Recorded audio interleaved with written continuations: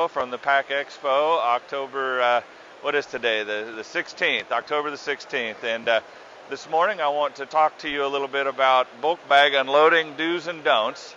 The first thing is I'd like to point out that in my history I've made some very, very poor predictions.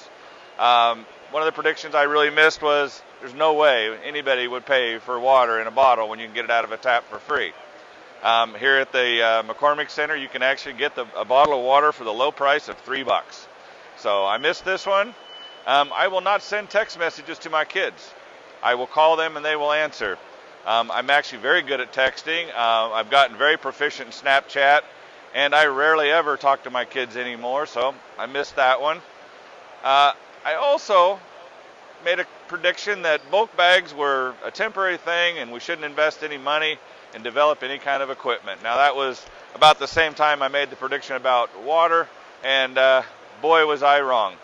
Magnum Systems builds a lot of bulk bag fillers and unloaders. It's actually the largest growing segment of our business. Unloaders, here I've got 4 bulk bag unloaders feeding into a pneumatic conveying system at a pasta plant. Here are 4 bulk bag unloaders that are actually at a plant that makes flavoring bits. These are all minor ingredients that get vacuumed up to a scale. Here is a bunch of bulk bag unloaders where we are dropping down into what we call a mechanical conveyor. It's a hockey puck type conveyor, but I've got whatever it is, there are 5 unloaders all unloading down into a hockey puck system. Here I've got 3 unloaders actually filling into a scale hopper. This is where they're making cattle feed ingredients. Here is a series of fork truck loaded bulk bag unloaders that are dropping into a drag conveyor. Hello. 3 unloaders with volumetric feeders underneath them. So I missed the mark a little bit. We do sell a lot of bulk bag unloaders. And when we're selling bulk bag unloaders, we have 2 distinct discharge scenarios we have to think about. The first one is just a straight gravity discharge, and that is typically where we're dropping down into either a mechanical conveyor, some kind of pit that's got screws and belts underneath it, or like you saw in the one picture, volumetric feeders. And we also have to worry about when we're dropping down into a pneumatic conveying system, and with Magnum Systems we do a lot of that because we also sell pneumatic conveying systems. So when we look at gravity unloading, you'd think that, which could be the easiest thing in the world. I raise the bag up and I dump it. But I'll point out, this is an email I got a week ago. Customer comes to me and he says, I got a 1,400 pound bag and I don't have a lot of space. I've only got 9'4" available to me. Can you build me an unloader to fit? No, I can't. The reality, we call it our simple math. The bag is so big and a human has to be able to get underneath it to untie it. So every one of our bulk bag unloading scenarios starts at 16 feet. Even our gravity unloading, you have to understand you cannot change the height of the bag, and a human has to get underneath it to be able to untie it. So you add those 2 things together, you're up there in that 16-foot range really quick. Now, unloading into a pneumatic conveying system. Again, I showed you the picture earlier. This is a bunch of bulk bag unloaders dropping down into a pneumatic conveying vacuum system. Taking a step back, when you look at putting a bulk bag unloader into a pneumatic conveying system, you got really 2 scenarios. You have what we call a pressure system, which is picking up at one location and usually blowing to multiple destinations is when you'd have pressure. Vacuum systems would be multiple pickups and a common destination at the end. And if you wanted to put a bulk bag unloader in either one of those scenarios, this is what you would do. Somewhere between the blower and the destination, you'd put in a bulk bag unloader. Somewhere between the pickup points and the destination, you would put in a bulk bag unloader.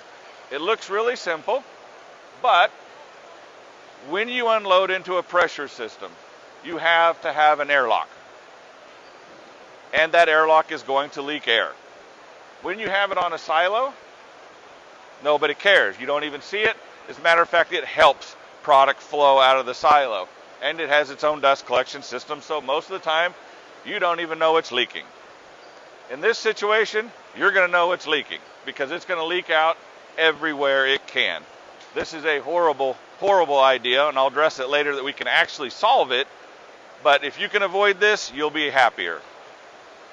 Again, unloading into a vacuum system, we don't have any blow-by air to deal with, so it's a very clean operation to do it this way. Go back to that same picture again. Because I'm under a vacuum system, I got untied doors, I've got hoppers that don't even have bags on them. I don't have to worry about any kind of dust whatsoever out of this application. And I can keep stringing them right down the line. This customer actually started with 2, and then as he progressed on and his recipes got bigger and bigger, he just started adding more. Beautiful thing about bulk bag unloading and vacuum systems, however many you want to go, we just keep adding them down the line. So, if you happen to have to do a pressure system, we can do it, but it has some major drawbacks. Number one, because of this stack up, this untie box sometimes can get up as high as 10 foot up in the air, which requires more equipment. The extra equipment you have to have is now you have to have 2 rotary valves. You have to have an inlet hopper that separates the 2 rotary valves. You have to have a filter. That filter should have a fan on it, and you're going to have an access platform to be able to get up here and untie a bag. The reason for this is the blow-by air that comes up through this rotary valve dropping in the pressure system, it can't go up through here, so we have a lock to keep it locked down.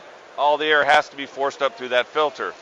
We've done it before. We do it once in a while if we have to, but this becomes an expensive 2 times the cost.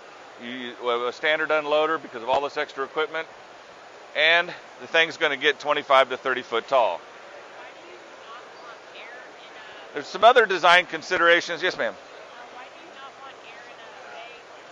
There's going to be air leaving. Why is that negative? Why is this blow-by air bad thing? Because it goes everywhere.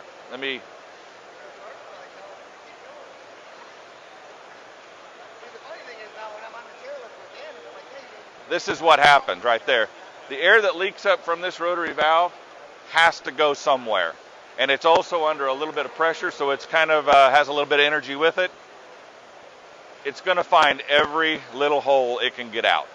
This is designed, the bag sits on a pan, so it holds it supposedly dust tight, but there's going to be enough air that it gets out. There's an untie box here that the operator will leave the door open. It's just a mess. It's just a dusty mess. Much better.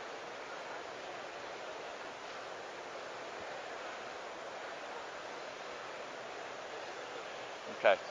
There's also 2 other considerations to think about when unloading of bulk bags, and that is we offer 2 styles, a fork truck loaded style and a style that has a hoist and trolley that is built into the frame or is supplied by the customer.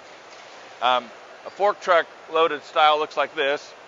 There's a misconception when people think about fork truck loaded versus hoist and trolley, and that I can save height with a fork truck loaded style over the hoist and trolley. But the problem is the bag hangs here and you have a mast and stuff on your fork truck. So most of the time, this mast on the truck offsets what would ever be needed on a hoist and trolley. So there is no savings in height with a fork truck loaded style. And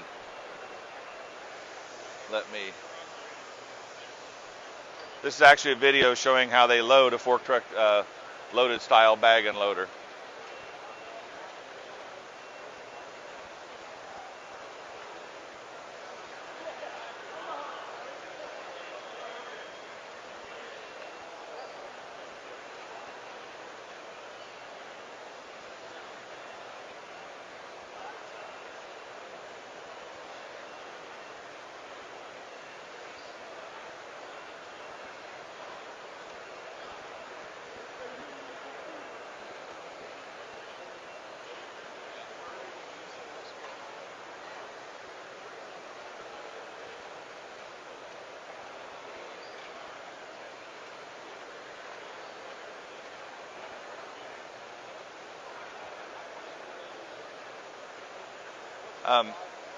This is our standard hoist and trolley style unloader. And you can see that the height isn't any different at the end of the day. But the biggest advantage to the hoist and trolley style is that you're going to have cleaner bag changes. And the reason for the cleaner bag changes is that you only have one person and he's on the floor. So when he goes over there to raise this bag up, he's standing right in front of it. So he can actually raise the bag up and get the last little bit of material out.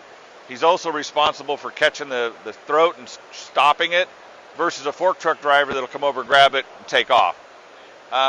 Again, the operator's in control of getting that empty bag off of there, which, again, usually isn't 100% empty when he goes to first lift it up. I'll harp on it again. There's going to be cleaner bag changes because the guy that's doing it is the guy that probably has to clean up the mess. The other advantage is right here. You can set a full bag in front of the machine so that when that bag goes empty, he's got to lift it up, bring it out, drop it down, he can hook the next bag and put it on. He doesn't have to wait for a fork truck guy to come by and bring him another bag.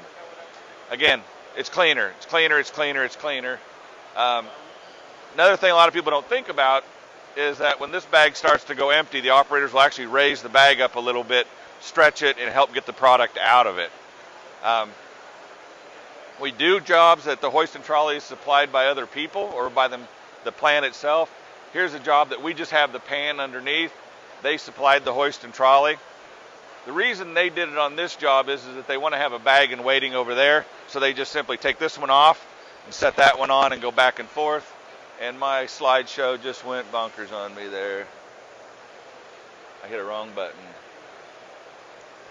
So, what a lot of people don't realize when they use their own hoist and trolley is you can never take the bag off of the hoist and trolley. It has to be on there all the time. So a lot of people think they can use an overhead crane, drop a bag on their unloader, and then go use it for something else. You can't. It's always attached to this, and it holds the top of it up. So there's another example. This was done because they wanted to use an air hoist. It was a Class 2 Div 2 area, so they wanted to use an air hoist, and so they had their own in that area, supplying 2 unloaders. The other thing is that we use a lot of our bulk bag unloaders for de-weighers. You can actually see here, we have the load cells. They set the bag on top of it, the scale tears out, and we actually, through rotary valves and on a drag conveyor, we can actually de-weigh all at the same time, so many pounds out of each unloader. I'll go back. The problem with this is you have to be careful. Fork trucks and load cells sometimes aren't a good match. Accuracy coming out of a bulk bag unloader is pounds, not ounces. And you have to be careful that sometimes you're in the middle of a D-weigh and you have to go get another bag and bring it in and put it in. It can take time, and there might be a loss of accuracy. And then, like this situation here is you have an untie box there and you have some kind of metering device underneath it, which is a great way to lose fingers. So, in summary, bulk bag unloaders, if you can drop them into a vacuum system, you will be very happy. It's the cleanest, simplest way to do it and most expandable. Hoist and trolleys, trust me, they're worth the dollars in cleanup and efficiency. And bulk bag unloaders are always going to be taller than you think. If you have any questions, I'd be glad to answer them. Or give us a call.